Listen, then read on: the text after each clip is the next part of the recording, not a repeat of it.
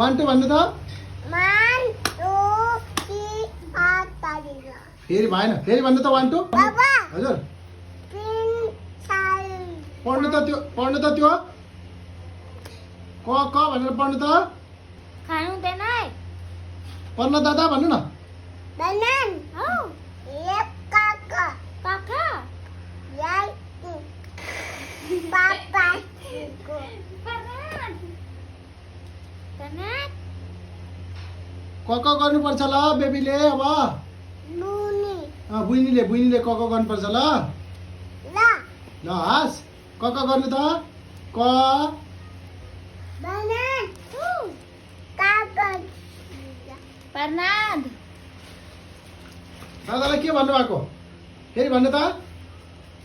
पढ्न दादा भनेर भन्नु त बेबी प्रनाद भन्नु त बनान या काका फेरि भन्नु त 1 2